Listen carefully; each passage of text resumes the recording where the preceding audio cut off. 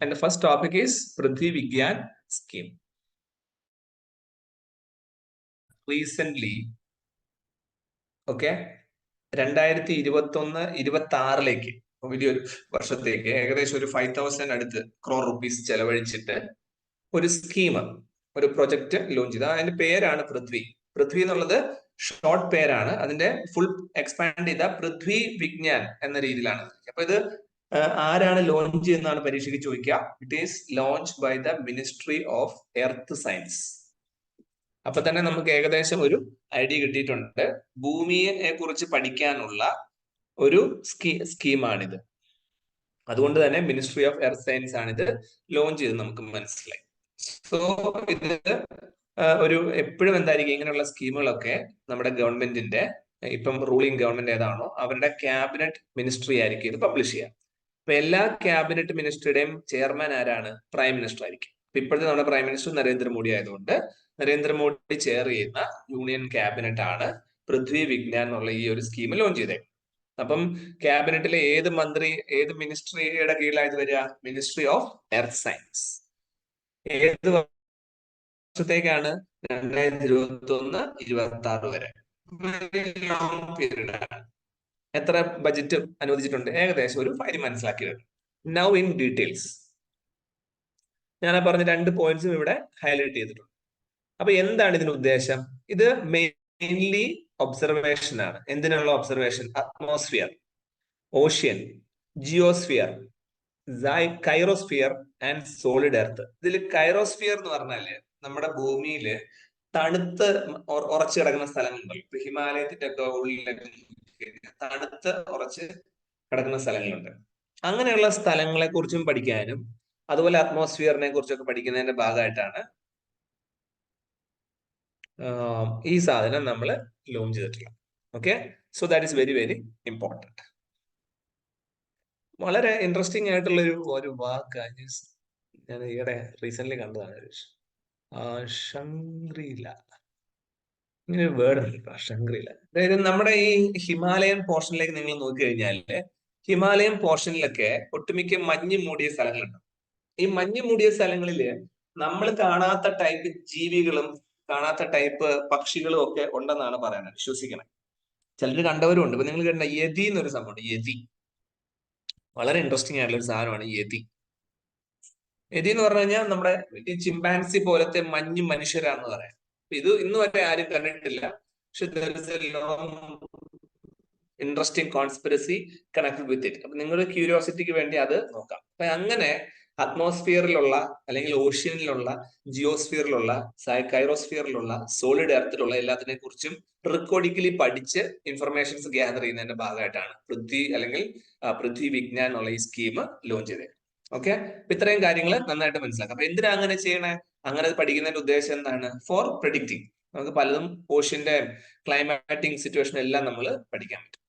Okay, അങ്ങനെ കുറച്ച് points ആണ് താഴെ ഉള്ളത്. So it's already the PDF is with you. People, you can read it. Okay, അപ്പൊ മെയിൻ ആയിട്ട് നമ്മൾ ഈ പ്രോഗ്രാമില് മെയിൻ ആയിട്ട് ഈ സ്കീമിൽ ചെയ്യുന്ന എന്താണ്? 5 ഓൺഗോയിങ് സബ് സ്കീംസ് ഉണ്ട്. അതായത് ഇതിന്റെ അകത്ത് 5 സബ് സ്കീംസ്. അപ്പൊ വേറെ ഒന്നുമില്ല, ഞാൻ ഈ പറഞ്ഞ 5 കാര്യങ്ങളെ കുറിച്ച് ഫോക്കസ് ചെയ്യാൻ വേണ്ടി. ഒന്ന് atmosphere and climate research modelling observation system and services ACROSS എന്ന പേരിൽ ഒരു പ്രോജക്ട്. അടുത്തത് എന്താണ്? Ocean services modelling application resource and technology, O SMART. മൂന്നാമത്തെ എന്താണ്? Polar science and cryosphere research, PACER. നാലാമത്തേത് seismology and geo science, SAGE. അഞ്ചാമത്തേത് research education training and outreach, reach out. ഇങ്ങനെ 5 പ്രോഗ്രാമുകളാണ് പൃഥ്വി വിജ്ഞാൻ സ്കീം ലോഞ്ച് ചെയ്തത്. ഏതൊക്കെയാണ്? ACROSS, O SMART, PACER, SAGE, reach out. എക്സാമിന് എങ്ങനെ ചോദിക്കും?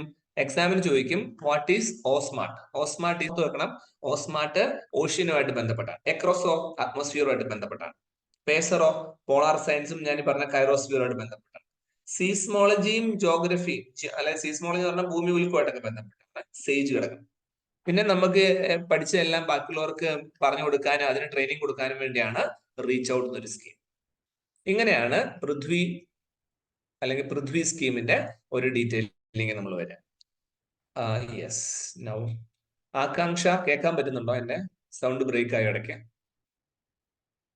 കേൾക്കുന്നുണ്ട് sir. Yes. Aleena K Sreedharan, ഞാൻ ഓഡിബിൾ ആണോ? സാർ കേൾക്കാൻ പറ്റുന്നുണ്ട്. ഗുഡ്.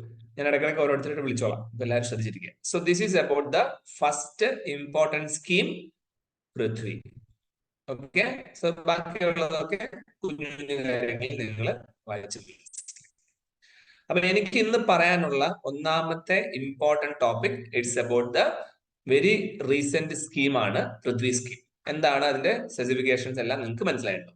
അടുത്തത് ന്യൂസിൽ വന്നിരിക്കുന്നത് ഒരു ശ്രീമുഖലിംഗം ടെമ്പിൾ, ഒരു അമ്പലത്തിനെ കുറിച്ചുള്ള ന്യൂസ്. അത് എന്തിനാണ് അങ്ങനെ പറഞ്ഞത്? ASI എന്ന് പറഞ്ഞു കഴിഞ്ഞാല് നമ്മുടെ ഇന്ത്യയിലെ പുരാതനമായിട്ടുള്ള കാര്യങ്ങളെ കുറിച്ച് പഠിക്കാൻ വേണ്ടി ഒരു ആർക്കിയോളജി ഡിപ്പാർട്ട്മെന്റ് ഉണ്ട്. ആർക്കിയോളജിക്കൽ ഡിപ്പാർട്ട്മെന്റ് സർവേ നടത്തും. So archaeological survey of India, അതാണ് ASI. Okay. So they will send a note to the UNESCO. നമ്മുടെ ഈ ലോകത്തിലുള്ള എല്ലാ ഇങ്ങനത്തെ ഹെറിറ്റേജ് സാധനങ്ങളെ സംരക്ഷിക്കാൻ വേണ്ടി UNOയുടെ ഒരു വിങ് ആണ് യുനെസ്കോ എന്ന് പറയുന്നത്. അപ്പൊ അവർക്ക് ഒരു ലെറ്റർ അയച്ചിരിക്കും. എന്താ ലെറ്റർ? ഈ ശ്രീമുഖൻ ടെമ്പിളിനെയും കൂടെ യുനെസ്കോയുടെ ഭാഗമാക്കും. അപ്പൊ നമുക്ക് അന്വേഷിക്കാം. അത് ആന്ധ്രാപ്രദേശിലുള്ള ഒരു ടെമ്പിൾ ആണ്. ഓക്കെ.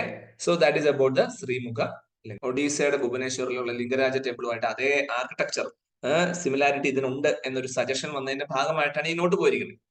ഓക്കെ. ശ്രീമുഖലിംഗ ടെമ്പിൾ നമ്മുടെ ഇന്ത്യൻ ആർക്കിടെക്ചറുമായിട്ട് അല്ലെങ്കിൽ ഇന്ത്യൻ കൾച്ചറുമായിട്ട് വളരെ അടുത്ത് കിടക്കുന്ന ഒരു കൺസെപ്റ്റ് ആണ് ഈ ടെമ്പിൾ ആർക്കിടെക്ചർ എന്ന് പറയുന്നത്.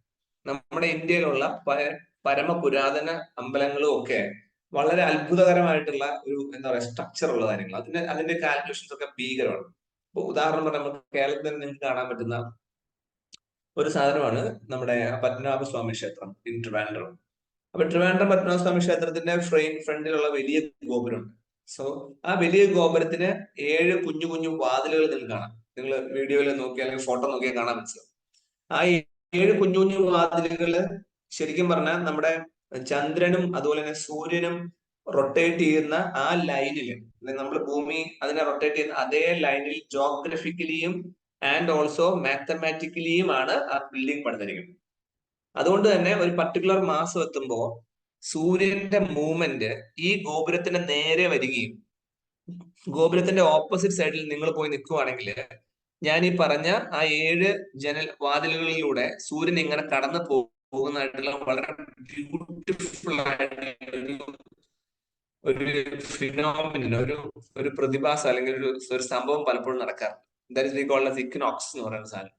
അപ്പം ആലോചിച്ച് നോക്കൂ, അന്നത്തെ അതായത് അത്രയും വർഷങ്ങൾക്ക് മുമ്പ് ഈ ഒരു ടെമ്പിൾ പണിയുന്ന സമയത്ത് അതിന്റെ കാൽക്കുലേഷൻസ് ഇവരെങ്ങനെയാണ് ചെയ്തത്? സാറ്റലൈറ്റുകൾ ഇല്ല. അന്ന് നമുക്ക് ഈ പറയുന്ന ഒരു മെഷീനറി സിസ്റ്റം ഇല്ലാത്തടത്ത് വെറും കാൽക്കുലേഷൻ ബുദ്ധി ഉപയോഗിച്ച് അന്ന് ചെയ്തു എന്ന് പറയുമ്പോൾ that is also very big miracle ആണ്, അല്ലെങ്കിൽ ഒരു അഡ്വഞ്ചർ, ഒരു എന്താ പറയാ വലിയൊരു സംഭവമായിട്ട് നമുക്ക് കാണാൻ പറ്റും. അതാണ് ടെമ്പിൾ ആർക്കിടെക്ചർ അന്നത്തെ കാലത്ത് ഒരു പ്രത്യേക വിങ് ആണ്. അപ്പൊ അതുപോലെ ആ ടെമ്പിൾ ആർക്കിടെക്ചറിന്റെ കീഴിൽ റീസെന്റ് ആയിട്ട് ഒരു യുനെസ്കോയുടെ ലിസ്റ്റിൽ പെടുത്തണം എന്ന് പറഞ്ഞ് നോട്ട് അയച്ച ടെമ്പിൾ ആണ് ദാറ്റ് ഈസ് ശ്രീമുഖലിംഗ ടെമ്പിൾ. അപ്പൊ ഇത് ഏത് വർഷമാണ്? 19th സെഞ്ചുറിയിലാണ് പണിയുന്നത് by king of eastern Ganga dynasty. Okay, just important points. അപ്പൊ ഈ ഈസ്റ്റേൺ ഗംഗ ഡൈനാസ്റ്റി എന്ന് പറയുന്നത് വേറൊണ്ട്, that is Choda Ganga rulers ആണ്. കലിംഗയുടെ അശോകന്റെ ഒക്കെ കലിംഗ, വെസ്റ്റ് ബംഗാൾ സൈഡിലും ഛത്തീസ്ഗഡ് ആന്ധ്രാപ്രദേശ് സൈഡ് ആ ഏരിയ മൊത്തത്തിൽ ആണ് അവര് അന്നത്തെ കാലത്ത് റൂൾ ചെയ്തിരുന്നത്. ഓക്കെ. അപ്പം ഈ ഒരു ടെമ്പിളിന്റെ പ്രത്യേകത ദാറ്റ് ഇസ് വംശധാര റിവറിന് അടുത്താണ് ഇതിപ്പം ലൊക്കേറ്റ് ചെയ്തിരിക്കുന്നത്. സോ ശിവന്റെ തന്നെ ഭഗവാൻ ശിവന്റെ ഒരു ഫോം തന്നെയാണ് ഇതിലുണ്ടാവുക. ദാറ്റ് ഇസ് അബൌട്ട് ശിവലിംഗം. അത്രയേ ഉള്ളൂ. ഓക്കെ. അപ്പൊ ഇതിൽ വേറെ പ്രത്യേകത ഉണ്ട്. നമ്മൾ സാധാരണ ശിവ ടെമ്പിളിൽ നിങ്ങൾ പോയാൽ അതിൽ ശിവലിംഗം പോലെ ഉണ്ടാവും, പക്ഷെ here it is like A Lord Shiva മുഖം പോലെ ഉണ്ടാവും. സോ അതുകൊണ്ടൊക്കെ തന്നെ ഇത് ഇമ്പോർട്ടന്റ് ആണ്. അപ്പൊ ഇതിന്റെ ഞാൻ പറഞ്ഞ പോലെ ഈ ടെമ്പിളിന്റെ ഡിസൈൻ കലിംഗ ആർക്കിടെക്ചർ സ്റ്റൈലുമായിട്ട് വളരെയധികം മാച്ചിങ്. ഓക്കെ. അപ്പൊ ഞാൻ ഈ പറഞ്ഞ കാര്യമാണ്, അമ്പലമായിട്ട് എന്നെ ലിങ്ക് ചെയ്യും. ഇത്രയേ ഉള്ളൂ. രണ്ടാമത്തെ നമ്മുടെ important point, it is about the Srimukhalinga temple. എവിടെയാണ്? യുനെസ്കോ ലിസ്റ്റ് വന്നിട്ടുണ്ടോ, എന്താണ് പ്രത്യേകത, ഇതൊക്കെ നിങ്ങൾ മനസ്സിലാക്കി വെക്കുക. So first important topic we discuss is about the Prithvi. Second important topic is about the Srimukhalinga temple. Now I need to talk about the Chennai, INS Chennai. എന്റെ ക്ലാസ്സിൽ ആർക്കെങ്കിലും പറയാൻ പറ്റും ഈ INS എന്ന് പറഞ്ഞാൽ എന്താണ്? INSന്റെ full form? Anybody? Soumya? Indian naval ship. Soumya? Okay. Maria? Okay, Maria. Yes yes. സാരില്ല. ഇന്ത്യൻ നേവൽ ഷിപ്പാണ്. അപ്പൊ നമുക്കറിയാം INS എന്ന് പറഞ്ഞാൽ INS വിക്രാന്ത്, INS സൂര്യ, അങ്ങനെ പല പല പേരുകളിൽ നമുക്ക് പലതുണ്ട്. അപ്പം ഇന്ത്യൻ നേവിയുടെ തന്നെ പല ഷിപ്പുകൾക്ക് പല പേരിട്ടു. So recent Indian navy responded to the hijacking attempt of the vessel MV Lila Norfolk by engaging the mission deployed platform including its maritime patrol aircraft P8I and INS Chennai. ഈ INS ചെന്നൈ പത്രത്തിൽ റീസെന്റ് വരാൻ കാര്യത്തിലേ ഉള്ളൂ. നമ്മുടെ കടലുകളിൽ, അതായത് ഇന്ത്യയുടെ ചുറ്റുമുള്ള 2 ടൈപ്പ് കടല്, 3 type ഉണ്ട്. ഇന്ത്യൻ ഓഷ്യൻ ഉണ്ട്, പിന്നെ ലെഫ്റ്റിലും റൈറ്റിലുമായിട്ട് ബേ ഓഫ് ബംഗാളും അറബിക്കടലും ഉണ്ട്. ഇവിടെ ഉണ്ടാവുന്ന എന്തെങ്കിലുമൊക്കെ അപകടങ്ങളോ ഇൻസർജൻസിയോ വരുവാണെങ്കിൽ അതിൽ ഇടപെടാൻ വേണ്ടി ഈ കടലുകളില് 24/7 നമ്മുടെ ഷിപ്പുകൾ ഇങ്ങനെ പെട്രോൾ ചെയ്തുകൊണ്ടിരിക്കും. പെട്രോൾ എന്ന് പറഞ്ഞാൽ ഇടക്കിടയ്ക്ക് അങ്ങോട്ട് ഇങ്ങോട്ട് നടന്നുകൊണ്ടിരിക്കും. അപ്പൊ INS ചെന്നൈ റീസെന്റ് ആയിട്ട് അങ്ങനെ ഒരു ഹൈജാക്കിംഗ് ശ്രമം തകർത്തു, അല്ലെങ്കിൽ അതിൽ ഇടപെട്ടു എന്നുള്ളതാണ് ന്യൂസ്. സോ ജസ്റ്റ് ബാക്ക്ഗ്രൗണ്ട് ആണ്. അപ്പൊ നമുക്ക് അറിയേണ്ടത് ഇത്രയേ ഉള്ളൂ. INSന്റെ ഈ പറഞ്ഞ ചെന്നൈയുടെ ഡീറ്റെയിൽസ് മാത്രം നമുക്കറിയാം. പിന്നെ വേണമെങ്കിൽ നിങ്ങൾക്ക് പറയാൻ അറിഞ്ഞു വെക്കാന്നേ ഉള്ളൂ, ലൈബീരിയയുടെ ഒരു ഷിപ്പ് ഇന്ത്യയുടെ കമാൻഡോസ് ഇടപെട്ട് അറബിക്കടലിൽ ഒഴിവാക്കി ആ ഒരു ഹൈജാക്കിംഗ് പൊളിച്ചു എന്നുള്ളതാണ് ഉദ്ദേശിക്കുന്നത്. അപ്പൊ ഇന്ത്യയുടെ നേവി മറീൻ കമാൻഡോസിനെ വിളിക്കുന്ന പേരാണ് മാർക്കോസ്. ഓക്കെ, സോ ഇന്ത്യൻ നേവിയുടെ മറീൻ കമാൻഡോസിന്റെ വിങ്ങിനെ നമ്മൾ വിളിക്കുന്ന പേരാണ് Marcos. Why the Marcos news അല്ലെങ്കിൽ INS ചെന്നൈന്റെ ന്യൂസ് എന്ന് പറഞ്ഞാൽ ഇതാണ് അതിന്റെ ബാക്ക് സ്റ്റോറി. അപ്പൊ INS ചെന്നൈയെ കുറിച്ച് മാത്രം നമുക്ക് ഈ ഷിപ്പുകൾ പണിയുന്ന സ്ഥലത്തിന് നമ്മൾ ഡോക്ക് എന്ന് പറയും. Okay, so Mazagon dock limited MDL മുംബൈയിലാണ്. അപ്പൊ ഇതിപ്പോ നിങ്ങൾ നോക്കിയാൽ മനസ്സിലാവും, നമ്മുടെ കേരളത്തിലും ഷിപ്പ് പണിയുന്ന സ്ഥലമുണ്ട്. അപർണ മോഹൻ ഉണ്ട് ഇവിടെ. എന്റെ സൗണ്ട് കേൾക്കാം അപർണ? ഞാൻ കട്ടായില്ലല്ലോ? ഇടയ്ക്ക് കട്ടായി. ഇപ്പോഴാണോ? ഇപ്പൊ ക്ലിയർ ആണോ? ക്ലിയർ ആണ് സർ. അപ്പം ഡോക്ക് എന്ന് പറഞ്ഞാൽ എന്താണ്? ഡോക്ക് അല്ലെങ്കിൽ മസഗോൺ ഡോക്ക് ലിമിറ്റഡ് എന്നുള്ള ഒരു പോർട്ടിൽ നമ്മുടെ ഷിപ്പുകൾ പണിയാൻ വലിയ സ്ഥലം വേണം. അത് മിക്കപ്പോഴും കടലിനോട് ചേർന്നായിരിക്കും ഷിപ്പ് പണിയാൻ. എന്നിട്ട് നമ്മൾ കടലിലേക്ക് അതിനെ തള്ളി ഇറക്കാം. നിങ്ങൾ you can see YouTube videos, ship ഉണ്ടാക്കുന്നതും അത് ബിൽഡ് ചെയ്ത് കടലിലേക്ക് എന്താ പറയാ വെള്ളത്തിലേക്ക് തള്ളിയിടുന്നതും വെള്ളത്തിൽ പൊങ്ങി നിൽക്കുന്നതും ഭയങ്കര വലിയൊരു ചടങ്ങ് തന്നെയാണത്. നമ്മുടെ ഒരു പ്രത്യേകത വെച്ചാൽ ഇന്ത്യ അവരുടെ തന്നെ ഡെയ്സി, ഇന്ത്യയുടെ തന്നെ ഷിപ്പുകൾ പലപ്പോഴും ഉണ്ടാക്കുന്നു. അപ്പൊ അങ്ങനെ ഉണ്ടാക്കുന്ന ഒരു സ്ഥലമാണ് ഈ മുംബൈയിലെ മസഗോൺ ഡോക്ക് ലിമിറ്റഡ്. ഇതുപോലെ തന്നെ ഞാൻ മുമ്പ് പറഞ്ഞ പോലെ നമ്മുടെ കൊച്ചിയിലുണ്ട്. അങ്ങനെ ഉണ്ടാക്കിയ INS ചെന്നൈ 2016 തൊട്ട് ഇന്ത്യൻ നേവിയുടെ ഭാഗമായി. അതിനാണ് ഈ കമ്മീഷൻ ചെയ്യാന്ന് പറയാം. ഞാൻ ഇന്ത്യൻ നേവിയുടെ ഓഫീസിൽ ജോയിൻ ചെയ്തെന്ന് പറഞ്ഞു കഴിഞ്ഞാൽ ഞാൻ ജോയിൻ ചെയ്തു എന്നല്ല പറയാൻ, എന്നെ ഇന്ത്യൻ നേവിയിൽ കമ്മീഷൻ ചെയ്തു എന്നാ പറയാം. ഓക്കെ, അപ്പൊ ഇതിന് ഏകദേശം 7500 ടൺ ഹോൾഡ് ചെയ്യാൻ പറ്റും, 30 നോട്ടിക്കൽ മൈൽ സ്പീഡിൽ പോകാൻ പറ്റും. ഈ നോട്ട്സ് എന്ന് പറഞ്ഞു കഴിഞ്ഞാൽ നമ്മുടെ ഈ കപ്പലുകളുടെ സ്പീഡിനെയാണ്. കണക്ക് ഏകദേശം പറഞ്ഞാൽ 55 km/h സ്പീഡിൽ ഇതിന് പോകാൻ പറ്റും. സോ 30 നോട്ട്സ് ആണ്. ഷിപ്പിന്റെ ഒക്കെ സ്പീഡ് പറയുമ്പോൾ നോട്ട്സിലെ പറയും. അതുകൊണ്ട് അത് നിങ്ങളൊന്ന് നോട്ട് ചെയ്ത് വെച്ചോ. ഓക്കെ, സോ ഇതാണ് INS ചെന്നൈയെ കുറിച്ച് നമുക്ക് ഓർമ്മയുള്ളത്. പിന്നെ ഇതില് നിങ്ങൾക്ക് വേണമെങ്കിൽ ഡീറ്റെയിൽസ് നോക്കാം. ഇതില് ഒരു ഇൻട്രസ്റ്റിംഗ് ആയ ഒരു സാധനം വെച്ചാൽ പ്രൊജക്ട് 15A. വളരെ ഇൻട്രസ്റ്റിംഗ് ആയ ഒരു കൺസെപ്റ്റ് ആണ് ഈ പ്രൊജക്ട് 15A. വളരെ രഹസ്യാത്മകമായിട്ടുള്ള ഇന്ത്യൻ സെക്യൂരിറ്റി ഫോഴ്സുകളുടെ ഒരു രഹസ്യ രേഖയാണ്, അല്ലെങ്കിൽ രഹസ്യ പ്രൊജക്റ്റ് ആണ്, മിഷനാണ് ഈ പ്രൊജക്ട് 28 എന്ന് പറയുന്ന സാധനം ഉണ്ട്. അതുപോലെ പ്രൊജക്ട് 15A. അപ്പൊ അതെന്താന്ന് വേണമെങ്കിൽ നിങ്ങളുടെ ഒരു ക്യൂരിയോസിറ്റിക്ക് നിങ്ങൾക്ക് വേണമെങ്കിൽ അന്വേഷിച്ച് പഠിക്കാം. എനിവേ, നമ്മുടെ ന്യൂസിൽ ഇത്രയേ ഉള്ളൂ. ഈ INS ചെന്നൈ ഇത്രയും മനസ്സിലാക്കുക. പിന്നെ ചെന്നൈയുടെ പ്രത്യേകതകളൂടെ ഞാനിപ്പോ പറഞ്ഞ് ഓർത്തു വെച്ചോളാം. ഇതിനകത്ത് ഗ്യാസ് ടർബൈൻ എഞ്ചിനാണ് ഉപയോഗിച്ചത്. 4 റിവേഴ്സിബിൾ ഗ്യാസ് ടർബൈൻ എഞ്ചിൻ. 400 പേരോളം ആൾക്കാർക്ക് ഇതിൽ യാത്ര ചെയ്യാൻ പറ്റും. അത്രയും ആൾക്കാരുണ്ട്.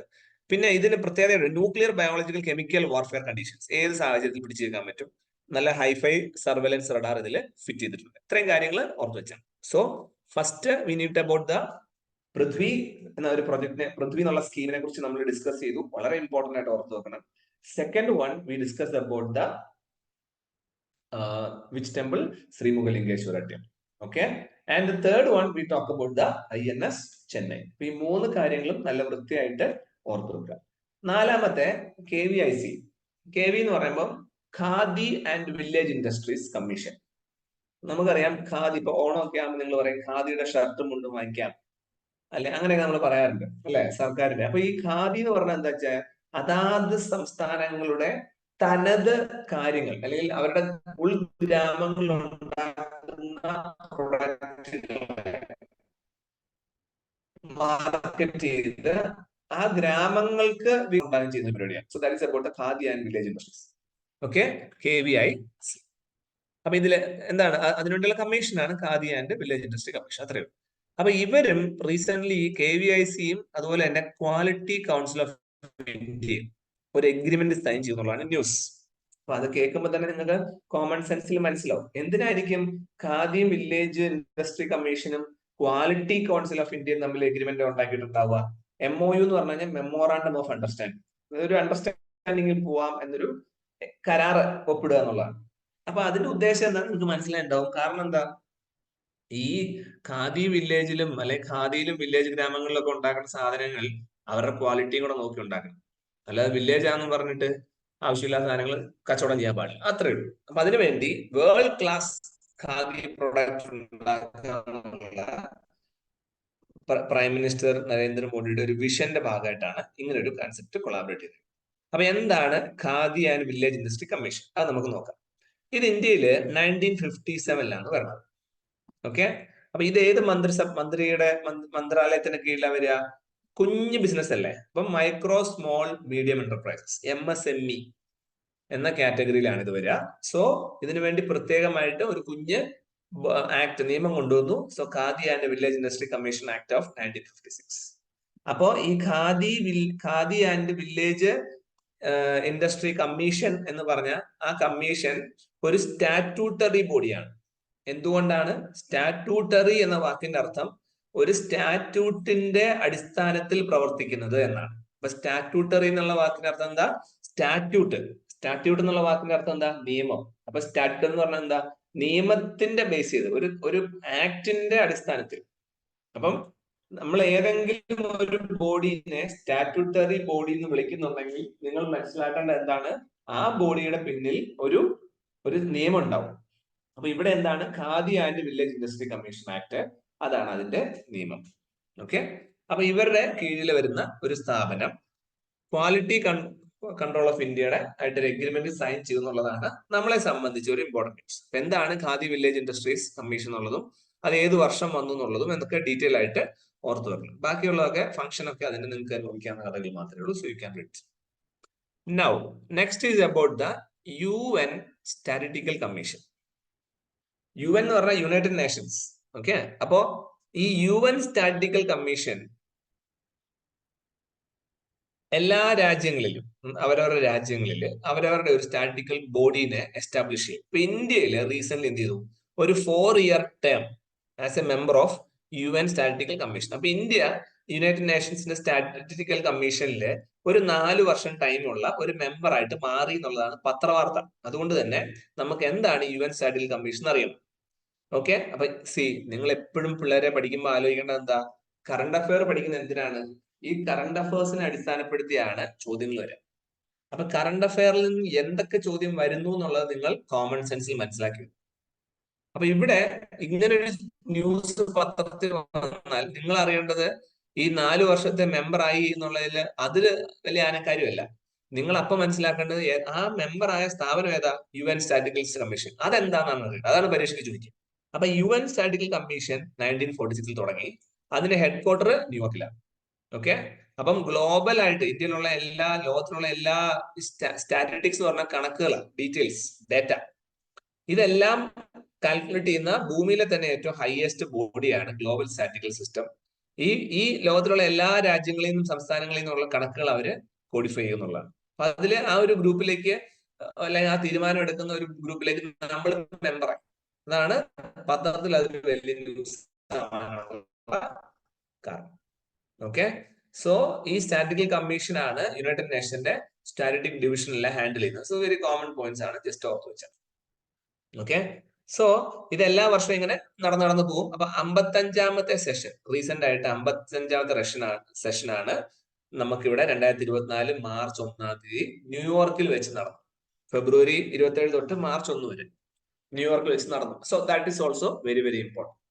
അപ്പം ഈ പറഞ്ഞ യുണൈറ്റഡ് നേഷൻസിന്റെ ന്യൂയോർക്കിൽ വെച്ച് മാർച്ച് 1-ാം തീയതി 2024 നടന്ന ഈ ഒരു കമ്മീഷൻ മീറ്റിംഗിൽ ഇന്ത്യ 4 വർഷത്തെ മെമ്പർ ആയി എന്നുള്ളതാണ് ന്യൂസ്. അപ്പൊ ഈ മെമ്പർഷിപ്പിന് പ്രത്യേകതകളുണ്ടോ? ഉണ്ട്. ഓക്കെ, ഈ മെമ്പർഷിപ്പില് 24 മെമ്പേഴ്സ് ആണ് നമുക്ക് ഉള്ളത് യുണൈറ്റഡ് നേഷൻസിൽ. അതിൽ 5 മെമ്പേഴ്സ് ആഫ്രിക്കൻ സ്റ്റേറ്റിൽ നിന്നായിരിക്കണം, 4 members Asia Pacific, 4 members eastern Europe, 4 members Latin American Caribbean സ്റ്റേറ്റിൽ നിന്ന്, 7 പേര് യൂറോപ്പ് ആൻഡ് അതർ സ്റ്റേറ്റ്സ്.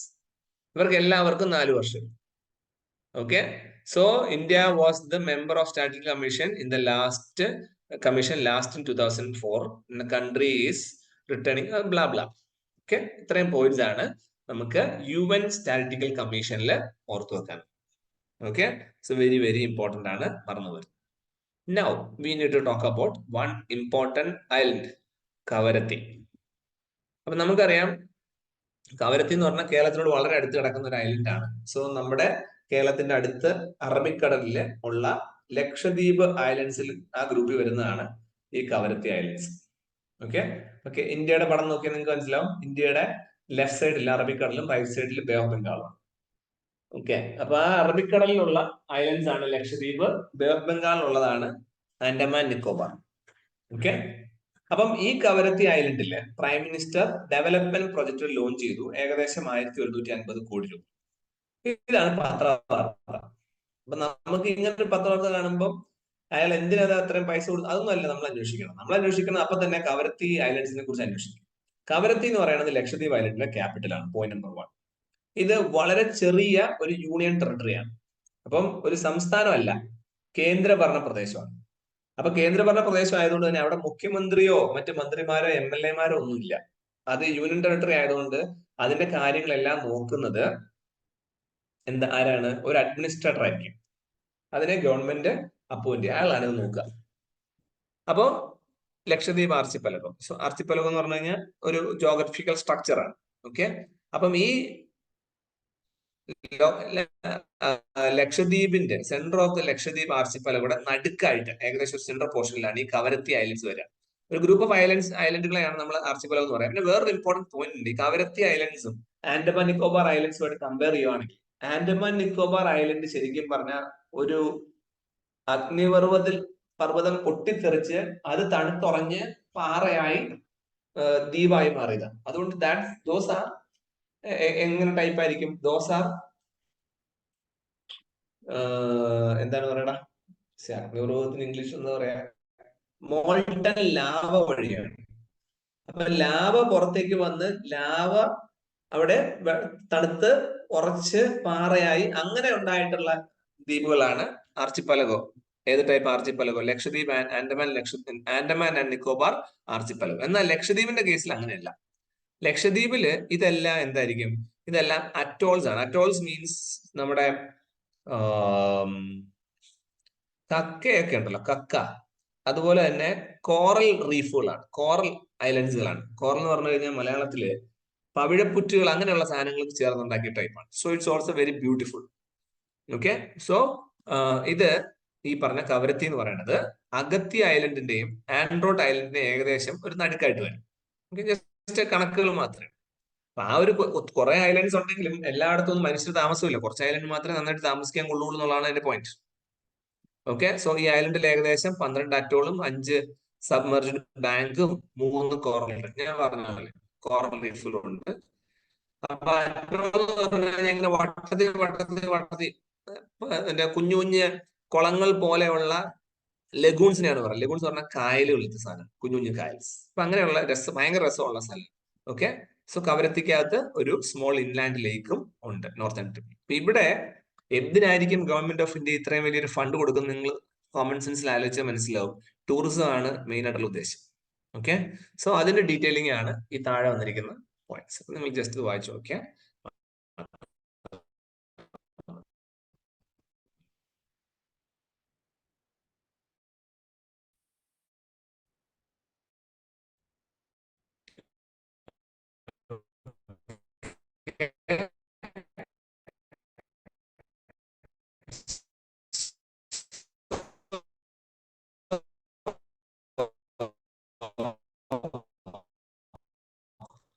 ഒന്നുകൂടെ പറയാം, കവരത്തി ഐലൻഡ്സിന്റെ ഡീറ്റെയിൽസ് ഗവൺമെന്റ് ഫണ്ട് ചെയ്യുന്നു. സോ ഡെഫിനറ്റ്ലി അവർ ഫോക്കസിങ് ഓൺ എന്താ പറയാ modernisation of the small island and thereby raising the tourism. Okay, so that's very important points related to the Kavaratti. Christy എന്റെ sound കേൾക്കാമോ? ഗോപിക എന്റെ സൗണ്ട് കേൾക്കണ്ടോ? ഗോപിക സന്തോഷ് എന്റെ സൗണ്ട് കേൾക്കാൻ പറ്റുന്നുണ്ടോ? ക്രിസ്റ്റി എന്റെ സൗണ്ട് കേൾക്കണ്ടോ? ഹരികൃഷ്ണൻ എന്റെ സൗണ്ട് കേൾക്കാമോ? ഹലോ, സൗണ്ട് കേൾക്കാം. എല്ലാവരും കേൾക്കാൻ പറ്റും. ബ്രേക്ക് ആയോ?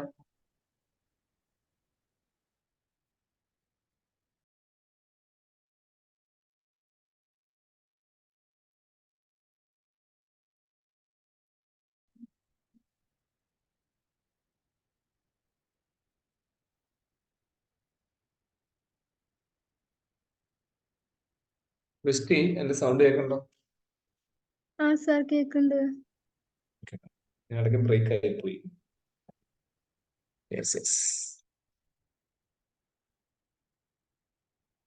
ഗോപിക കേൾക്കാമോ? ഗോപിക എന്റെ സൗണ്ട് കേൾക്കാം? സ്ക്രീൻ കാണാമോ? Next is about the Kavaratti. അപ്പൊ കവരത്തിയുടെ ഡീറ്റെയിൽസ് നമ്മൾ ഡിസ്കസ് ചെയ്തു. ഓക്കെ, സോ ആഫ്റ്റർ ദാറ്റ് ഈ ഒരു ടോപ്പിക്കിലെ final that is about the Hatti community. Hatti ഒരു പർട്ടിക്കുലർ ഗ്രൂപ്പ് ഓഫ് ആൾക്കാരാണ്, ഒരു തരം ട്രൈബ്സ് ഗ്രൂപ്പാണ്. ഹിമാചൽ പ്രദേശിലാണ്, നമ്മുടെ ഇന്ത്യയുടെ ഹിമാചൽ പ്രദേശ് എന്ന സംസ്ഥാനത്തിലെ ഒരു ഗ്രൂപ്പാണ്. അപ്പൊ ഇവരെ എന്താണ് പ്രത്യേകത? പത്രത്തിൽ നിന്നുള്ള ന്യൂസ് വന്നു വെച്ച് കഴിഞ്ഞാൽ അവർ ഈയിടെ അവരെ ഷെഡ്യൂൾ ട്രൈബ് ആയിട്ട് ഗവൺമെന്റ് ഓഫ് ഇന്ത്യ അംഗീകരിച്ചു എന്നുള്ളതാണ്. അപ്പൊ അവർക്ക് ഒത്തിരി ആനുകൂല്യങ്ങൾ കിട്ടും അതിനുവേണ്ടിയാണ്. ഓക്കെ, സോ ഹിമാചൽ പ്രദേശിൽ അവരെ നോട്ടിഫൈ ചെയ്തു. അങ്ങനെ നോട്ടിഫൈ ചെയ്താല് ഇന്ത്യൻ കോൺസ്റ്റിറ്റ്യൂഷനിലെ പ്രകാരം അവരെന്തായിട്ട് മാറും? ഷെഡ്യൂൾഡ് ട്രൈബായിട്ട് മാറും. സോ അതാണ് ഹാറ്റി കമ്മ്യൂണിറ്റി. അപ്പൊ ഹാറ്റി കമ്മ്യൂണിറ്റി ഡീറ്റെയിൽസ് നോക്കി കഴിഞ്ഞാൽ എന്താ, അവർ ഈ ഹിമാചൽ പ്രദേശിന്റെ ഉൾപ്രദേശങ്ങളില് ചെറിയ രീതിയിലുള്ള കച്ചവടങ്ങൾ, എന്തൊക്കെ വെജിറ്റബിൾ ക്രോപ്സ്, മീറ്റ്, വൂൾ, ഇതെല്ലാം കുഞ്ഞു മാർക്കറ്റ് വിറ്റ് ജീവിക്കുന്ന ആൾക്കാർ. അപ്പം ആ കുഞ്ഞു ടൗണുകളെയാണ് ഹാറ്റ്സ് എന്ന് വിളിക്കുക. ഹാറ്റ്സ്. അപ്പൊ അവിടെ ജീവിക്കുന്നവരെയാണ് ഹാറ്റി കമ്മ്യൂണിറ്റി. വേറെ ഒന്നും അതില് കാര്യമായിട്ട് പഠിക്കാനൊന്നുമില്ല. വളരെ റിജിഡ് ആയിട്ടുള്ള ഒരു പറഞ്ഞുണ്ട്. So Bhat Khash are the upper caste and the Badhois are the between them. അങ്ങനെ കുറച്ച് കാസ്റ്റിന്റെ ഇടയിലും കാസ്റ്റ് ടൈപ്പ് ആൾക്കാരാണ്. ഈ ഹാറ്റീസിനെ അല്ലെ ഈ പറഞ്ഞ പോലെ ഹിമാചൽ പ്രദേശിലെ ഈ ഗ്രൂപ്പുകളെല്ലാം അവരവരുടെ തന്നെ പരമ്പരാഗതമായിട്ടുള്ള ഒരു കൗൺസിൽ ഉണ്ട്, ഒരു മീറ്റിംഗ്. അവരാണ് ഇവരുടെ പ്രശ്നങ്ങൾ സോൾവ് ചെയ്യുക. അപ്പൊ അങ്ങനെയുള്ള അവരുടെ traditional govern by the traditional councils, ആ കൗൺസിൽസ് വിളിക്കുന്ന പേരാണ് കുംബ്ലി. ഈ കുംബ്ലി കൗൺസിൽസ് അല്ലെങ്കിൽ നമ്മൾ ഒരു നാട്ടുകൂട്ടം എന്ന് പറയുന്ന സാധനം, ഈ കുംബ്ലി കൗൺസിൽസ് ആണ് ഇവരുടെ പ്രശ്നങ്ങൾ സോൾവ് ചെയ്യുക. അതായത് ശരിക്കും പറഞ്ഞാൽ അവരുടെ നാട്ടിൽ പഞ്ചായത്തും മുനിസിപ്പാലിറ്റിയും എന്നുള്ള പരിപാടിയൊക്കെ വന്നിട്ടുണ്ടെങ്കിലും ഈ കുംബ്ലികൾക്കാണ് അവർക്ക് ഇപ്പോഴും പവറില്ല. അവരുടെ പവർ ഇതുവരെ ചലഞ്ച് ചെയ്തിട്ടുണ്ട്. ഓക്കെ, സോ അതാണ് ഒരു ഇമ്പോർട്ടന്റ് പോയിന്റ് ഹാറ്റി കമ്മ്യൂണിറ്റിയെ കുറിച്ച്.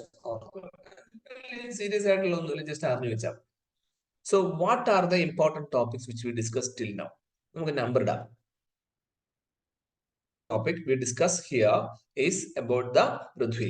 ഒന്നാമത്തെ പോയിന്റ് പൃഥ്വി, രണ്ടാമത്തെ പോയിന്റ് ശ്രീ മുഖലിംഗം ടെമ്പിൾ, മൂന്നാമത്തെ പോയിന്റ് INS ചെന്നൈ, നാലാമത്തെ point Khadi village industries commission, അഞ്ചാമത്തെ പോയിന്റ് UN സ്റ്റാറ്റിസ്റ്റിക്കൽ കമ്മീഷൻ, ആറാമത്തെ point is about the UN statistical, ആറാമത്തെ point is about the Kavaratti islands, ഏഴാമത്തേത് Hatti community. So 7 points which we need to understand. Okay, നന്നായിട്ട് മനസ്സിലാക്കേണ്ട 7 പോയിന്റ്സിലാണ് നമ്മളിപ്പോ discuss ചെയ്തിരിക്കുന്നത്. ഞാൻ ഈ പറഞ്ഞ 7 പോയിന്റ്സിൽ it will be shared in your WhatsApp groups. ഗ്രൂപ്പിലെ കോർഡിനേറ്റർ ഇൻഫോം ചെയ്തോളൂ and collect it. Okay sir. കിട്ടിയിട്ടില്ലെങ്കിൽ ചിലപ്പോൾ ഇതിന് ജോയിൻ ചെയ്യുന്നതിന് മുമ്പ് വന്നിട്ടുണ്ടാവും. വാട്സാപ്പ് എന്ന് പറഞ്ഞ ഗ്രൂപ്പ് ആയതുകൊണ്ടുള്ള പ്രോബ്ലം ജോയിൻ ചെയ്തിട്ട് അങ്ങോട്ടുള്ളതേ കാണാൻ പറ്റുള്ളൂ കേട്ടോ. അപ്പൊ അതിന് മുമ്പുള്ളതുണ്ടാവും. സോ അത് കളക്ട് ചെയ്യാം. നമ്പർ വേണമെങ്കിൽ ഞാൻ പറയാം. ലെസഡി മോൾ എഴുതിയുന്നുണ്ടോ? CA 394 തൊട്ട് തുടങ്ങിയാൽ മതി കേട്ടോ. Yes, I'm moving to CA 395. അടുത്തതിലേക്ക് വരാം. Okay, so 1 minute. അടുത്ത നമുക്ക് സ്റ്റാർട്ട് ചെയ്യാം. Okay, so first topic is about the Pradhan Mantri Jan Aushadhi Yojana, PMJ. Okay, Harikrishnan screen കാണാൻ പറ്റുന്നുണ്ടോ? ഹലോ, കാണാൻ പറ്റുന്നുണ്ടോ ഹരി? കാണാൻ പറ്റുന്നത്. നീരഥ കാണാൻ പറ്റുന്നുണ്ടോ? യെസ് കാണാം. യെസ്. നിമിഷ കാണാം സാർ. നിമിഷ, ഹാറ്റി കമ്മ്യൂണിറ്റി ഏത് സംസ്ഥാനത്താ ഉള്ളേ? ഹിമാചൽ പ്രദേശ്. ലക്ഷദ്വീപിന്റെ ക്യാപിറ്റൽ ഏതാ? കവരത്തി. അവിടുത്തെ മുഖ്യമന്ത്രിയുടെ പേരെന്താ? അവിടെ മുഖ്യമന്ത്രി ഇല്ലേ? അപ്പൊ ആരാ ഭരിക്കണേ?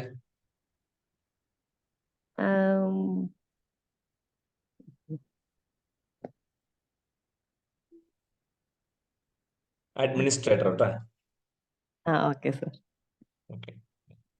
അപ്പോ പ്രധാനമന്ത്രി ജൻ ഔഷധ്, പേര് കേൾക്കുമ്പോൾ തന്നെ ജനങ്ങൾക്ക് ഔഷധം കൊടുക്കുന്ന യോജന, അത്രേ ഉള്ളൂ. ഓക്കെ, സോ ജനങ്ങൾക്ക് ഔഷധം കൊടുക്കുക. അപ്പം ഹെൽത്ത്, ഫാമിലി, എല്ലാ മന്ത്രിസഭ അതിൽ കണക്റ്റഡ് ആണോ? Union minister for home affair and corporation and union minister of chemical fertiliser, health, family, welfare.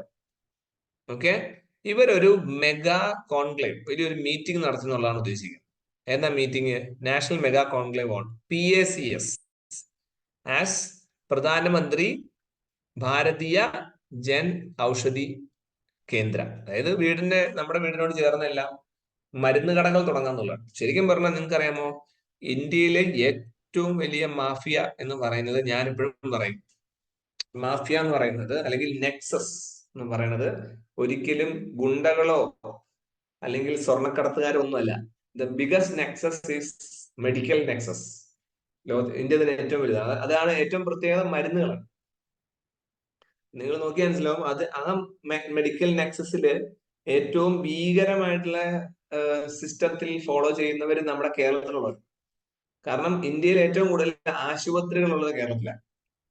അത് കുഞ്ഞു ക്ലിനിക്കുകൾ തൊട്ട് വലിയ മെഡിക്കൽ കോളേജ് വരെ നിങ്ങൾ നോക്കിയാൽ മനസ്സിലാവും.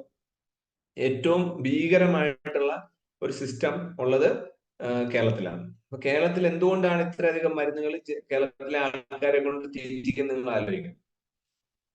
ഓക്കെ, രണ്ടാമത്തെ ഇമ്പോർട്ടന്റ് പോയിന്റ് എന്താ? അങ്ങനെയുള്ള മരുന്നുകൾ അനാവശ്യമായിട്ടും ഓവർഡോസിലും കഴിക്കുന്ന ഒരു പർട്ടിക്കുലർ 4.5 കോടി ജനങ്ങൾ, നമ്മുടെ 4.5 കോടി ജനങ്ങളുണ്ട്. അപ്പൊ അവർക്ക് പല പല അസുഖങ്ങൾ ഉണ്ടാവും. നിങ്ങൾ തന്നെ നോക്കിയാൽ മനസ്സിലാവും. നമ്മളിപ്പോ ഒരു പനി വരുവാണെങ്കിൽ നമ്മുടെ ഒരു വളരെ കോമൺ ഹാബിറ്റ് ആണ് ഒരു ഡോള വാങ്ങിച്ചങ്ങ് വിഴുങ്ങുക എന്നുള്ളത്. ഓക്കെ, അല്ലെങ്കിൽ ഒരു ആന്റിബയോട്ടിക് എടുക്കുക, വളരെ കോമൺ ആയി പോയി ആൾക്കാരുടെ ഇടയിൽ.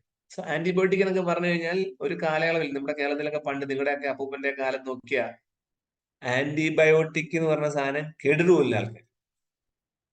ഓക്കെ, കുറെ കാലങ്ങൾക്ക് ശേഷമാണ്, അല്ലെങ്കിൽ അവരുടെ ഒരു വയസ്സാം കാലിലായിരിക്കും അവർ ആന്റിബയോട്ടിക് എടുത്തിരിക്കുന്നത്. അതുകൊണ്ടാണ് പ്രോബ്ലം എന്ന് വെച്ചാൽ നിങ്ങൾ നോക്കിയാൽ മനസ്സിലാവും, ഇപ്പോഴും ആ അപ്പൂപ്പന്മാരും അമ്മൂമ്മമാർക്ക് ഹെൽത്തി ആയിട്ട് അവർ ഇരിക്കുന്നുണ്ട്.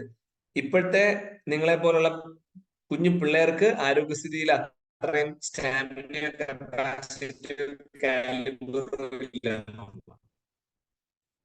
So the point is very simple. Medical എന്നുള്ളൊരു കൺസെപ്റ്റ് ഉണ്ട്. അപ്പൊ ഇത് വളരെ വലിയൊരു മാഫിയാണ്. ഉദാഹരണം പറഞ്ഞ സൗണ്ട് ബ്രേക്ക് ആവുന്ന സംശയമുണ്ട്. മെസ്സേജ് ലൈക്ക് ഷഹാന, എന്റെ സൗണ്ട് ബ്രേക്ക് ആയോ? സാറേ ബ്രേക്ക് ആവുന്ന ഇടക്ക്. ഇപ്പൊ ക്ലിയർ ആണോ? ഇപ്പൊ ക്ലിയർ. യെസ്.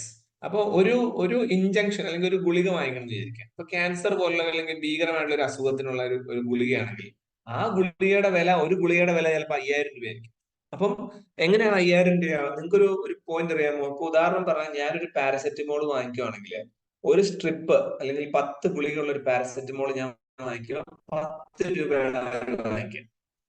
അപ്പൊ ഒരു ഗുളികയ്ക്ക് 1 രൂപ എന്ന നിരക്കിലാണ്. അപ്പൊ ശരിക്കും പറഞ്ഞാൽ നമ്മൾ അതിന്റെ ഒരു മാനുഫാക്ചറിങ് കോസ്റ്റ് നോക്കിയാൽ ഒരു പാരസെറ്റിമോളിന്റെ അകത്ത് അല്ലെങ്കിൽ ഒരു ഡോളോ എന്നുള്ള ഒരു ഗുളിക ഉണ്ടാക്കാൻ വരുന്ന ചെലവ് 10 പൈസയാണ്. 10 പൈസ ചെലവ് വരുന്ന ആ ഗുളിക മാനുഫാക്ചർ ചെയ്ത് മാർക്കറ്റിൽ ഇറക്കുമ്പോൾ ആ ഗുളിക വിൽക്കുന്നത് 1 രൂപയ്ക്കാണ്. സോ അതിന്റെ എത്ര ഇരട്ടിയാണ് അത് വിൽക്കുന്നത് നിങ്ങൾ ആലോചിക്കുക. 10 പൈസയ്ക്ക് 1 രൂപയ്ക്കാണ് വിൽക്കുന്നത്. സോ അത്രയും ഇരട്ടി വിലയ്ക്ക് വിൽക്കുന്നുണ്ട്. അപ്പൊ ഈ പറഞ്ഞ മെഡിക്കൽ ഫീൽഡ് എന്ന് പറയുന്നത് അല്ലെങ്കിൽ മെഡിക്കൽ ഗുളികകൾ ഫീൽഡ് എന്ന് പറയുന്നത് വളരെ ഭീകരമാണ്. അപ്പൊ അത്രയും വലിയൊരു മാർജിനില് അല്ലെങ്കിൽ പ്രോഫിറ്റ് മാർജിനിലാണ് ഇവിടെ മരുന്നുകൾ കച്ചവടം ചെയ്യുന്നത്. അപ്പോ നിങ്ങൾ വെറുതെ ഒന്ന് ആലോചിച്ച് നോക്കിയാൽ ഇപ്പോ കേരളത്തില് നമ്മൾ സാധനം വാങ്ങിക്കാൻ വേണ്ടി പോകുന്ന എവിടെയാ? റിലയൻസിന്റെ സ്മാർട്ട് അല്ലെങ്കിൽ റിലയൻസ് ഫ്രഷ് അല്ലെങ്കിൽ നിങ്ങളുടെ വീടിനടുത്തുള്ള സൂപ്പർ മാർക്കറ്റിലാണ് പോകുക. സൂപ്പർ മാർക്കറ്റ് നിങ്ങൾ ചെല്ലുമ്പോൾ അരിക്ക് അല്ലെങ്കിൽ പച്ചക്കറി അല്ലെങ്കിൽ അരിയോ ഗോതമ്പ് എന്ത് വാങ്ങിച്ചാലും അരിക്ക് ഒരു കിലോ അരിക്ക് 80 രൂപ വില എന്ന് വിചാരിച്ചു. അപ്പൊ അങ്ങനെ വില 80 ആവുന്നു. ഓണം ക്രിസ്മസ് പോലുള്ള സ്പെഷ്യൽ ഡേ വരുമ്പം ആ 80 രൂപ എന്നുള്ളത് 100 രൂപയിലേക്ക് പയ്യെ കയറി പോവാണ്. അപ്പൊ ശരിക്കും പറഞ്ഞാൽ അങ്ങനെ കയറി പോകുമ്പോ ഗവൺമെന്റ് എന്ത് ചെയ്യണം? ആ പ്രൈസ് ഹൈക്ക് കൂടുമ്പോൾ അതിനെ കുറയ്ക്കാൻ വേണ്ടി ഗവൺമെന്റ് തന്നെ സൂപ്പർ മാർക്കറ്റ് തുടങ്ങിയിട്ട് അവിടെ 40 രൂപയ്ക്ക് അരി വിൽക്കാൻ തുടങ്ങും. അപ്പൊ എന്ത് പറ്റുമെന്ന് വെച്ച് കഴിഞ്ഞാൽ പ്രൈവറ്റ് സെക്ടറിലുള്ള സൂപ്പർ മാർക്കറ്റുകൾക്ക് മനസ്സിലാവും അവരുടെ കടയിൽ ആൾക്കാർ വരുന്നില്ല, 40 രൂപയുടെ അരി ഗവൺമെന്റിന്റെ സൂപ്പർ മാർക്കറ്റിൽ നിന്ന് ആൾക്കാർ മേടിക്കാൻ പോവാണ്. അപ്പൊ അവര് 80 രൂപ എന്നുള്ളത് 100 രൂപയിലേക്ക് കയറ്റാതെ അവര് 60 രൂപയിലേക്ക് താത്തും. ഇങ്ങനെയാണ് മാർക്കറ്റിന്റെ പ്രൈസിനെ നമ്മൾ ഹാൻഡിൽ ചെയ്യേണ്ടത് ശരിക്കും പറഞ്ഞു. അപ്പൊ അതുകൊണ്ടാണ് കേരളം നിങ്ങൾ നോക്കിയാൽ മനസ്സിലാവും മാവേലി സ്റ്റോർ എന്ന പേരിൽ മാവേലി സ്റ്റോർ ഉണ്ടാകാറുണ്ട്. ഏറ്റവും അൺഫോർച്ചുനേറ്റ്ലിയും എനിക്ക് വിഷമമുള്ള കാര്യം ഈ ഓണത്തിന് അങ്ങനെയുള്ള മാവേലി സ്റ്റോറുകളിൽ ആൾക്കാർ പോകുന്നില്ല എന്നുള്ളതാണ്. Why? Because there is no supply. നേരെ മറിച്ച് കോർപ്പറേറ്റ് ലോബി ഇവിടെ വളരെ സ്ട്രോങ് ആണ്. അതുകൊണ്ടാണ് ഇപ്പൊ നമുക്ക് കേരളത്തിലെ സാധനങ്ങളുടെ വില പിടിച്ചു നിർത്താൻ പാരലലി, മലയാളത്തിൽ പറഞ്ഞാൽ സമാന്തരമായിട്ട് ഒരു സിസ്റ്റം ഗവൺമെന്റ് ഓഫ് കേരളയുടെ ബേസ് ചെയ്തിട്ടില്ല എന്നുള്ളതാണ്. അപ്പൊ അതൊരു നെഗറ്റീവായിട്ട് വരാം. ഇതേ കൺസെപ്റ്റ് മെഡിക്കൽ ഫീൽഡിൽ നിങ്ങൾ നോക്കിക്കേ, മരുന്നുകളുടെ വില പ്രൈവറ്റ് കമ്പനിക്കാർ കൂട്ടിക്കൊണ്ടിരിക്കുകയാണ്. അപ്പൊ പാരലലി എന്ത് വേണം? ഗവൺമെന്റ് ഓഫ് ഇന്ത്യയുടെ കൺട്രോളില് മെഡിക്കൽ സ്റ്റോർ വരണം. ദാറ്റ് ഈസ് പ്രധാനമന്ത്രി ജൻ ഔഷധി യോജന. ഓക്കെ, അപ്പം അത് കുഞ്ഞു അഗ്രികൾച്ചർ കോപ്പറേറ്റീവ് ലെവൽ പരിപാടിയായിട്ടാണ് ഉദ്ദേശിക്കുന്നത്. സോ ദാറ്റ് ഈസ് പ്രധാനമന്ത്രി ജൻ ഔഷധി യോജന. അപ്പൊ 2008 ഇത് ലോഞ്ച് ചെയ്യണം. ഓക്കെ, സോ ഞാൻ പറഞ്ഞ ഡിപ്പാർട്ട്മെന്റ് ഓഫ് ഫാർമസ്യൂട്ടിക്കൽസ് ആണ് ജൻ ഔഷധി ക്യാമ്പയിൻ 2008 ലോഞ്ച് ചെയ്യണു. അതിനെ വീണ്ടും പേര് മാറ്റി PMJAY 2015 ലോഞ്ച് ചെയ്യണു. 16 ആയപ്പോ വീണ്ടും ഒരു പ്രധാനമന്ത്രിയോട് ചേർത്ത് പ്രധാനമന്ത്രി ഭാരതീയ ജൻ ഔഷധി പരിയോജന എന്ന പേരിൽ ഒരു പേരിട്ടു. അപ്പൊ ഇത് സ്വാഭാവികമായിട്ടും ministry of chemical and fertiliser എല്ലാവരും ഫാർമസ്യൂട്ടിക്കൽസ് വരുന്നത് കൊണ്ട് അങ്ങനെ അവര് ഡിസൈൻ ചെയ്ത് ലോഞ്ച് ചെയ്യുന്നു. ഓക്കെ, അപ്പൊ ഇതിന്റെ കൃത്യമായിട്ട് മരുന്ന് കടയിൽ നിന്ന് മേടിച്ച് കൃത്യമായിട്ട് കൊടുക്കണ്ടേ? അതിനുവേണ്ടി നമ്മൾ pharmaceuticals and medical devices bureau of India. ഈ ഡിവൈസസ് എന്ന് പറയുമ്പോൾ ഉദാഹരണം പറഞ്ഞാൽ നമ്മുടെ ബ്ലഡ് ചെക്ക് ചെയ്യുന്ന, ഷുഗർ ചെക്ക് ചെയ്യുന്ന മെഷീൻസ്, അല്ലെങ്കിൽ BP നോക്കുന്ന മെഷീൻ, അല്ലെങ്കിൽ ഒരാളുടെ ഹാർട്ട് കംപ്ലൈന്റ് ആണെങ്കിൽ അതിന് അകത്ത് വെക്കുന്ന പേസ് മേക്കർ പോലുള്ള വില കൂടിയ മെഷീൻസ്, ഇതൊക്കെ വളരെ കൊള്ള വിലയിലാണ് വെക്കുന്നത്. അപ്പൊ അതിന് ബദലായിട്ട് സിസ്റ്റം വരുവാണെങ്കിൽ ദാറ്റ് ഇസ് വെരി ഗുഡ്. അതാണ് pharmaceuticals and medical device bureau of India ഒക്കെ തുടങ്ങാനുള്ള കാരണം. Okay, so this is about the പ്രധാനമന്ത്രി ഭാരതീയ ജൻ ഔഷധി പരിയോജന. ഓക്കെ, സോ ക്വാളിറ്റി മെഡിസിൻസ് കൊടുക്കുക, ആൾക്കാർക്ക് അവയർനെസ് കൊടുക്കുക ജനറിക് മെഡിസിൻസിനെ കുറിച്ച്. അതായത് വില കൂടിയ മെഡിസിൻ നിങ്ങൾ മേടിക്കുമ്പോഴേ നിങ്ങൾക്ക് അതിന്റെ കെമിക്കൽ പേര് നോക്കി മേടിക്കാൻ പാടുള്ളൂ. ഉദാഹരണം പറഞ്ഞു കഴിഞ്ഞാല് ഇപ്പം മഞ്ഞപ്പിത്തം വന്നു കഴിഞ്ഞാല് നിങ്ങൾക്ക് മരുന്ന് വാങ്ങിക്കാൻ പറ്റും. അപ്പൊ മഞ്ഞപ്പിത്തം ഇപ്പൊ ഞാൻ പേഴ്സണലി എനിക്കൊരു ഒരു ഇതുള്ളതെന്ന് വെച്ചാല്, മഞ്ഞപ്പിത്തം വന്ന് നമ്മൾ മരുന്ന് മേടിക്കാൻ മെഡിക്കൽ സ്റ്റോറിൽ പോയപ്പോ അയാൾ പറഞ്ഞു 10 ഗുളികയ്ക്ക് 4000 രൂപ വില വരും. ഓക്കെ, അപ്പൊ ഞാൻ എന്റെ റിലേറ്റീവ് ആയിട്ടുള്ള ഒരു മെഡിക്കൽ സ്റ്റോറുകാരനെ വിളിച്ചിട്ട് ഇങ്ങനെ പറഞ്ഞു അത് 10 രൂപയ്ക്ക് 4000 രൂപ വില വരും നമ്മൾ. അപ്പൊ ആ മെഡിക്കൽ സ്റ്റോറുകാരൻ പറഞ്ഞു, നീ ഒരു കാര്യം ചെയ്യ്, ഡോക്ടർ എഴുതി തന്നിരിക്കുന്നത് കെമിക്കൽ നെയിം അല്ലേ, അല്ലാതെ ഇന്ന ബ്രാൻഡിലുള്ള ഗുളിക മേടിക്കണം എന്ന് പറഞ്ഞിട്ടില്ലല്ലോ. അപ്പൊ ആ കെമിക്കൽ നെയിമിലുള്ള വേറെ ഗുളികയുണ്ടോ എന്ന് ചോദിച്ചു. അപ്പൊ ചോദിച്ചപ്പോൾ അയാൾ പറഞ്ഞു വേറൊരു ഗുളിക കൂടെ ഉണ്ട്, ഇതേ കെമിക്കൽ നെയിം തന്നെയാണ്, അതിന് 450 രൂപയുള്ളൂ. അപ്പൊ നിങ്ങൾ ആലോചിച്ച് നോക്കണം, ആ കെമിക്കൽ നെയിമിലുള്ള ഗുളിക മേടിക്കാൻ ഞാൻ തയ്യാറായില്ല. ആദ്യം ആ മെഡിക്കൽ സ്റ്റോറുകാരൻ പറയുന്ന ആ ഗുളിക തന്നെയാണ് ശരിയായ ഗുളിക എന്ന് വിചാരിച്ച് ഞാൻ മേടിക്കുവാണെങ്കിൽ 4500 രൂപയുടെ കച്ചവടം നടക്കുമ്പോൾ മെഡിക്കൽ നെയിം, അതിലെ കെമിക്കൽ നെയിം മാത്രം നോക്കിയിട്ട് വേറൊരു ബ്രാൻഡിന്റെ ഗുളിക വാങ്ങിക്കുമ്പോൾ എനിക്ക് വില 450 രൂപയാവും. സോ എനിക്ക് എത്രത്തോളം മാർജിനൽ വ്യത്യാസം ഉണ്ടാവും. ഏറ്റവും രസം അങ്ങനെ മാറ്റി മേടിക്കുന്ന ആ ഗുളികയുടെ ക്വാളിറ്റിയിൽ ഒരു കുറവുണ്ടാവില്ല. ബിക്കോസ് കെമിക്കൽ എല്ലാം സെയിം ആയിരിക്കണം. കെമിക്കൽ സെയിം ആയേ പറ്റൂ, ബിക്കോസ് അത് ക്വാളിറ്റി ചെക്ക് ചെയ്യുന്നുണ്ട്. ഓക്കെ, ഇതാണ് നമുക്ക് ഈ പ്രധാനമന്ത്രി. So that's about it. അതിന്റെ ബാക്കി പോയിന്റ്സ് മെഡിക്കൽ സ്റ്റോറുകൾ തുടങ്ങുന്നതാണ് ബാക്കി കഥ. ഞാൻ ഓൾറെഡി പറഞ്ഞു കഴിഞ്ഞ പോയിന്റ്സ് ആണ്. ഓക്കെ, സോ എന്റെ സൗണ്ട് ഇടയ്ക്ക് ബ്രേക്ക് ആയിരുന്ന ഒരു സംശയം. ക്രോസ് ചെക്ക് വിത്ത് യെസ് ഇമാദാസ്, എന്റെ സൗണ്ട് കേൾക്കാമോ? കേൾക്കാണ്ട് സർ. ടിന, കേൾക്കാണ്ട്. Next important is Viksit Bharat Sankalp Yatra. പേര് തന്നെ ഒട്ടും 2001 തൊട്ടാണ് കേട്ടോ, 2001 ഓൺവേർഡ്സ് ആണ് ഈ സെൻട്രൽ ഗവൺമെന്റിന്റെ പ്രോഗ്രാമുകൾക്കെല്ലാം ഹിന്ദി പേരുകൾ വന്നു തുടങ്ങി. ശരിക്കും പറഞ്ഞാൽ അതിന്റെ പിന്നില് അടൽ ബിഹാരി വാജ്പേയി എന്നൊരു പ്രധാനമന്ത്രി ഉണ്ടായിരുന്നു, മരിച്ചുപോയി. നിങ്ങൾക്ക് ചിലർക്കൊക്കെ അറിയായിരിക്കും ചിലർ. അയാളാണ് ഇതിന്റെ ഒരു മെയിൻ ബേസ്, ഹിന്ദി പ്രൊപ്പഗണ്ട. അതുകൊണ്ട് സൗത്ത് ഇന്ത്യയിലെ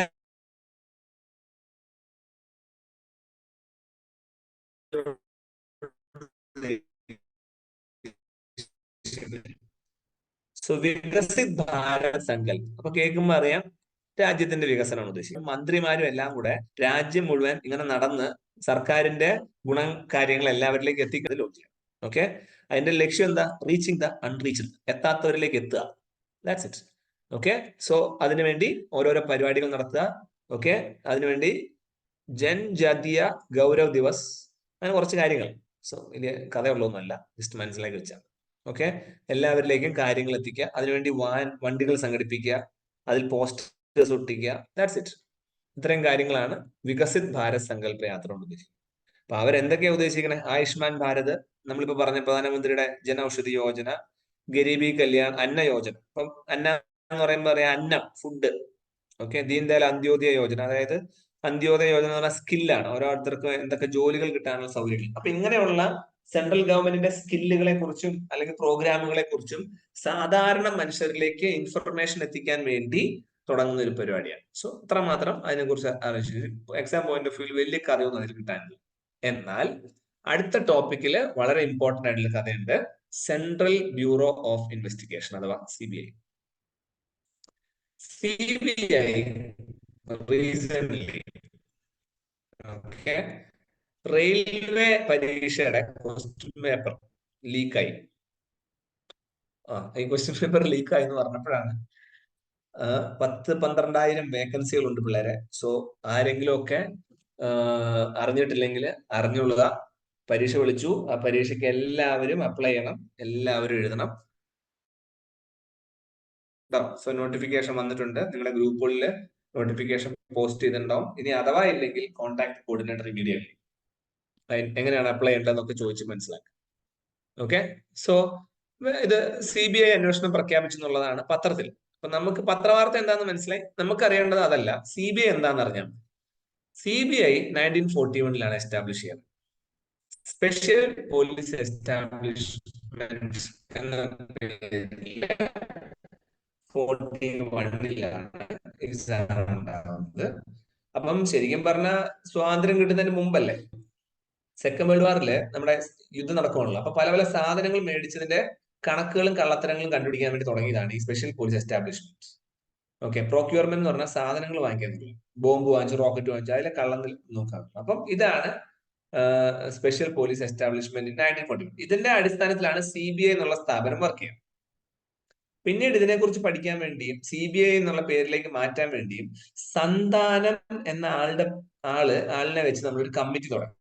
ഈ സന്താനമാണ് പ്രിവെൻഷൻ ഓഫ് കറപ്ഷൻ എന്നുള്ള രീതിയിൽ പേര് മാറ്റി CBI എന്നുള്ള എസ്റ്റാബ്ലിഷ്മെന്റിലേക്ക് പറഞ്ഞു. അപ്പൊ അതിന്റെ ഭാഗമായിട്ട് 1963 യൂണിയൻ ഹോം മിനിസ്ട്രി ഇങ്ങനെ ഒരു പ്രസ്ഥാനം തുടങ്ങി. ഓക്കെ, സോ ഇപ്പം സ്പെഷ്യൽ പോലീസ് എസ്റ്റാബ്ലിഷ്മെന്റ് വിജിലൻസ് കേസുകളാണ് നോക്കുന്നത്. പിന്നെ ഈ പറഞ്ഞ വിജിലൻസ് കേസുകൾ നടക്കുന്ന ഇവരെല്ലാം കൂടെ ക്ലബ് ചെയ്ത് എല്ലാത്തിനെയും കൂടെ എന്തിന് മെർജ് ചെയ്തു? CBIയുടെ കൂടെ മെർജ് ചെയ്തു.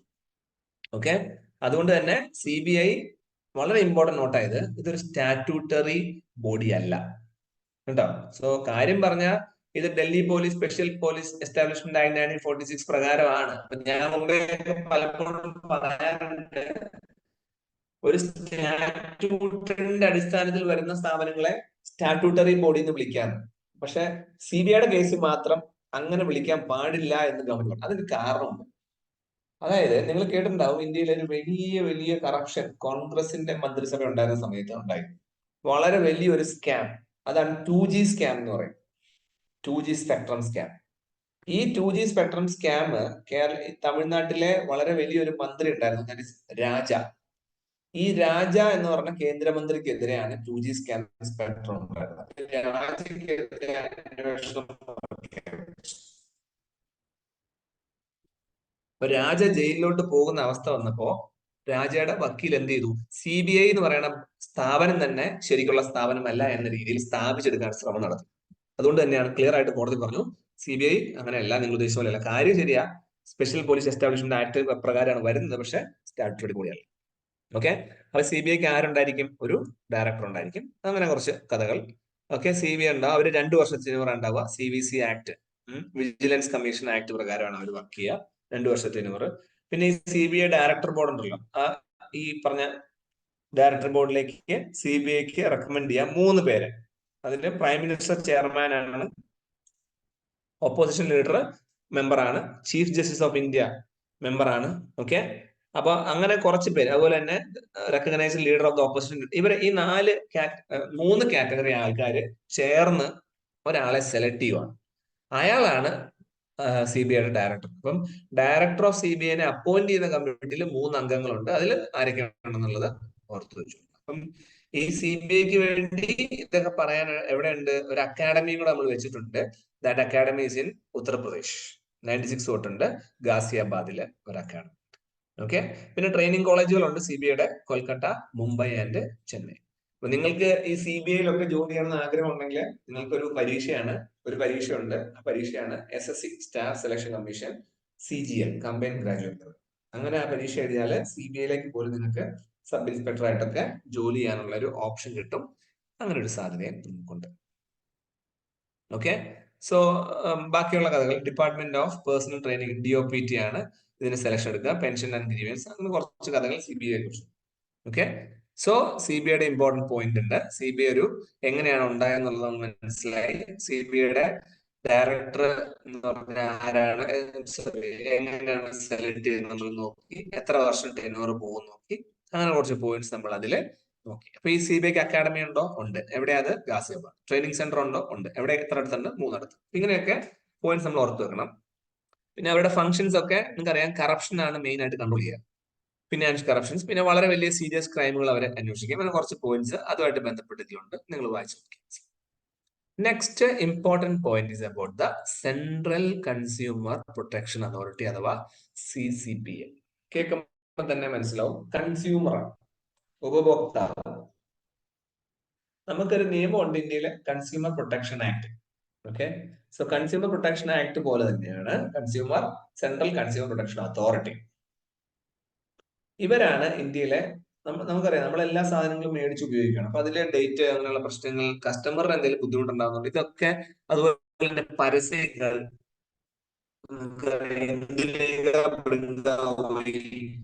ആ എണ്ണ വാങ്ങിച്ച് തേക്കൂ, അത് 2 ദിവസം കൊണ്ട് മുടി വളരും. ഇപ്പൊ റീസെന്റ് നിങ്ങളൊക്കെ TVയിലും മൊബൈലിലും കണ്ടാവും, ആദിവാസി ഹെയർ ഓയിൽ വാങ്ങി തേക്കൂ, പനങ്കുലം പോലെ മുടി ഉണ്ടാവും എന്നൊക്കെ പറഞ്ഞ്, ആണുങ്ങൾക്ക് മുടി ഉണ്ടാവും എന്നൊക്കെ പറഞ്ഞ് പരസ്യം കാണാം. സോ ഇങ്ങനെയുള്ള മിസ്ലീഡിങ് അഡ്വർടൈസ്മെന്റ് ഒക്കെ വളരെ കോമൺ ആയിട്ട് പത്രത്തിൽ വരും. ഇതൊക്കെ ആര് കൺട്രോൾ ചെയ്യണം? സെൻട്രൽ കൺസ്യൂമർ പ്രൊട്ടക്ഷൻ അതോറിറ്റിയാണ് കൺട്രോൾ ചെയ്യുന്നത്. ഓക്കെ, അപ്പൊ അവര് കൃത്യമായിട്ട് ഇത് കൺട്രോൾ ചെയ്ത് വേണ്ട കാര്യങ്ങൾ സ്റ്റോപ്പ്. ഇത്രയേ ഉള്ളൂ ന്യൂസ് വരെ. അപ്പൊ നിങ്ങൾക്ക് അറിയാം, റീസെന്റ് പതഞ്ജലി ഗ്രൂപ്പിനെ കോടതി വിളിച്ചു വരുത്തിയിട്ട് സോറി പത്രത്തിൽ കൊടുപ്പിച്ചു, ആവശ്യമില്ലാത്ത ന്യൂസ് കൊടുത്തതിന്. അങ്ങനെയുള്ള കാര്യങ്ങളെല്ലാം ചെയ്യുന്നത് സെൻട്രൽ കൺസ്യൂമർ പ്രൊട്ടക്ഷൻ അതോറിറ്റിയാണ്. 2020 കേട്ടോ, റീസെന്റ് ആയിട്ട് വരും.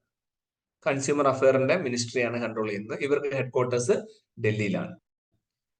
കൺസ്യൂമർ പ്രൊട്ടക്ഷൻ ആക്ട് 1986 വന്നു. അതിനുശേഷം കൺസ്യൂമർ പ്രൊട്ടക്ഷൻ ആക്ട് 2009 ഒരു അമെന്റ്മെന്റ് വന്നു. ഈ അമെന്റ്മെന്റില് സെക്ഷൻ 10(1) നമ്മൾ എന്ത് ചെയ്യണം? CCPA എന്ന സംഭവത്തെ കോൺസ്റ്റിറ്റ്യൂട്ട് ചെയ്യണം കേട്ടോ. സോ അത് ഓർത്ത് വെച്ചോണം, വളരെ ഇമ്പോർട്ടന്റ്. അപ്പൊ അതിന് മുമ്പ് ഈ 2019 ആക്ടിന് മുമ്പ് ഏതായിരുന്നു? 1986 CPA ആണ്. അപ്പൊ അതിനെ റീപ്ലേസ് ചെയ്തു പുതിയത്. ആ പുതിയതായിട്ട് വന്നതിൽ 10(1) എന്ത് പറയുന്നു? 10(1) CCPA കുറിച്ച് പറയണം. ഓക്കെ. അപ്പൊ ഈ CCPA കൺസ്യൂമർ പ്രൊട്ടക്ഷൻ അതോറിറ്റിയിൽ ആരൊക്കെയുണ്ട്? ഒരു ചീഫ് കമ്മീഷണർ ഹെഡ് ആയിട്ടുണ്ട്, പിന്നെ 2 അതർ കമ്മീഷണർ മെമ്പേഴ്സ് ആയിട്ട്. ഓക്കെ, അവരാണ് നോക്കുക. അവർക്ക് ഒരു ഇൻവെസ്റ്റിഗേഷൻ വിങ് ഉണ്ട്, ഡയറക്ടർ ജനറൽ അത് അന്വേഷിക്കും. ഡിസ്ട്രിക്ട് കളക്ടർമാര് പവർ ഉണ്ട് അവർക്ക്. അതെല്ലാം നോക്കിയിട്ട് ആവശ്യമില്ലാത്ത റൈറ്റ്സ് കൊടുക്കുക, ട്രേഡ് പ്രാക്ടീസ് എല്ലാവരെയും പിടിച്ച്, മിസ്ലീഡിങ് പരസ്യം കൊടുക്കുന്നവരൊക്കെ പിടിച്ച് ഫൈൻ ചെയ്യും. ഓക്കെ. അപ്പൊ ആവശ്യമില്ലാത്ത സാധനങ്ങൾ വിറ്റവരുടെ സാധനങ്ങൾ തിരിച്ചെടുക്കാൻ പറയും. അവർ അൺഫെയർ പറയും, പെനാൽറ്റീസ് കൊടുക്കും, അഡ്വർടൈസ്മെന്റ് സ്റ്റോപ്പ് ചെയ്യും. ഇത്രയാണ് ആരുടെ ഡ്യൂട്ടി? സെൻട്രൽ കൺസ്യൂമർ പ്രൊട്ടക്ഷൻ അതോറിറ്റിയുടെ ഡ്യൂട്ടി. ഓക്കെ. സോ ഈ ഷീറ്റിൽ അപ്പൊ എന്തൊക്കെ നമുക്ക് നോക്കാനുണ്ട്? First important note, it's about the Pradhanmantri Jan Aushadhi Yojana. Okay. And Pradhanmantri Yojana കഴിഞ്ഞാൽ പിന്നെ second one is Viksit Bharat Sankalp Yatra. അതിൽ ഇമ്പോർട്ടന്റ് അല്ല. Then the third one is about the Central Bureau of Investigation. And the fourth topic which we need to understand is about the Consumer Protection Authority.